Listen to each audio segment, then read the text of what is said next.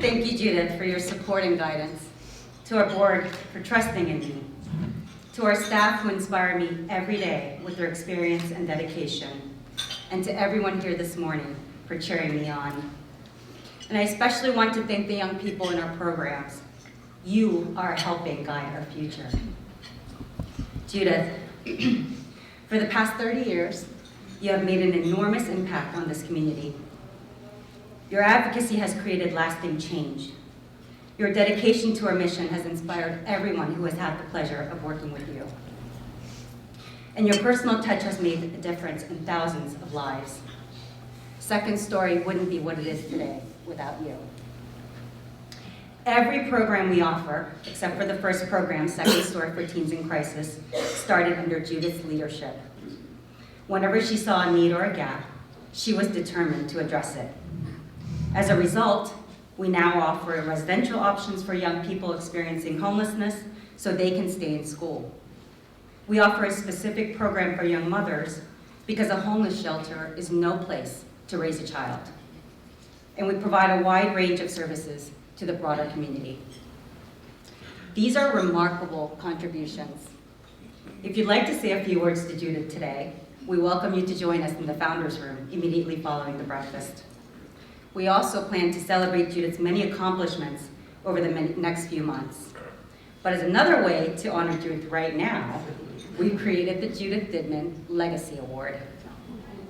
This award honors Judith's extraordinary contributions, unwavering dedication, and visionary leadership. We'll present this award to an individual or group, exemplifying a similar commitment to empowering youth and creating change in our community, just as Judith has done throughout her career. Through this award, we hope to continue Judith's lasting impact, inspire others to follow in her footsteps, and contribute to the mission she has passionately championed for decades. This year's award goes to an amazing group we've already spoken about today. You may have read about them in the news for creating artwork featured at a local library to raise awareness about the opioid epidemic. Or perhaps you saw them at the Blinding Love movie premiere, a film written, produced, and filmed by teen advocates across Fairfax County to raise awareness about teen dating violence. Or maybe you heard them bravely speaking up during community forums, saw them distributing backpacks and food to fellow community members, participating in neighborhood cleanup days, or mentoring younger students from our Safe Youth projects. Their peers respect them. County officials learn from them. Our organization is proud of them, and our community is lucky to have them. We have a few representatives here today. Please give a round of applause to Second Story's Youth Council, the first recipients of the Judith Dittman Legacy Award.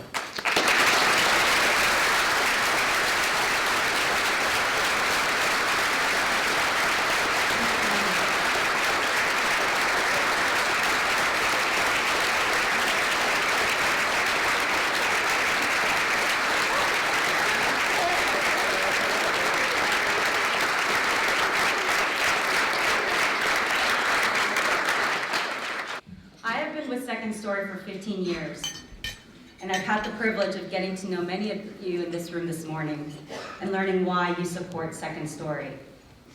Some feel a pull to help young people born into unfair and unsafe situations. Others feel gratitude for their opportunities and want to give back. Some have raised teens and know how hard it can be, even when you have a supportive network.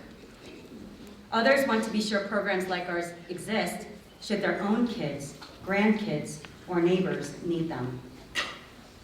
I'd like to share with you why I feel such a deep connection to Second Story and an even deeper understanding of the young people we serve.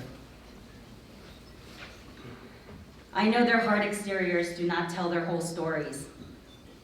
I know they're going through a lot and are desperate for someone to take notice and tell them they're not alone. They need support, guidance, and safety. They need tools to help overcome the trauma they've experienced and need rest, physically and mentally. They need stability and support. They need caring adults who genuinely believe in their potential so that they can write their second stories. I know this because I was just like them. Because of my experience, I know how support at a critical moment can transform a young life and open up possibilities. That's what our programs provide, support for those with few options. And I also know how important it is for young people to see themselves in leaders around them so they can believe their second stories are possible. A turning point for me was when a panel of young people at last year's National Network for Youth Summit expressed earnestly that they want to be mentored by leaders who look like them and can understand through personal experience the obstacles they've had to overcome. They want to be supported by service providers who can work with them, think outside the box to meet them where they are. They want to use their knowledge and lived experience to become relevant and effective leaders for the next generation. At that moment, I knew that the challenges and brokenness of my past are the very things that will help me lead Second Story. And I'm excited and ready for this opportunity. I'm excited to be moving into a future where the young people in our programs play an important role in informing our approach to effectively working with youth and families. It's their input, their voices, and their lived experiences that will help us continue to meet the changing needs of this community. I'm also excited to be supported by a staff who reflects the community we serve. Over the past year, I started an internal listening tour. Even though we've worked together for many years, I wanted to hear current concerns, understand day-to-day challenges, and listen to ideas. As Judith shared earlier, many of our staff members know firsthand the struggles of the young people we serve. Some have even graduated from our programs. This special understanding makes Second Story very effective in anticipating needs and providing the right support. That effectiveness is needed now more than ever. A local academic recently shared that there's a 17-year life expectancy gap in Fairfax County between affluent neighborhoods and islands of disadvantage, like the neighborhoods we serve. Think about that. A child's life expectancy could be reduced by 17 years compared to classmates or friends just because of the neighborhood they were born into, something they have no control over. We're seeing concerning trends that support these statistics. Our programs are witnessing a drastic uptick in safety threats in the neighborhoods where we operate. We're seeing drug paraphernalia littered in the parks, violence in the hallways of apartment buildings, middle schoolers afraid to use bathrooms at school, and gang activities in parking lots. Our teen center and family resource centers are located where they are for a reason.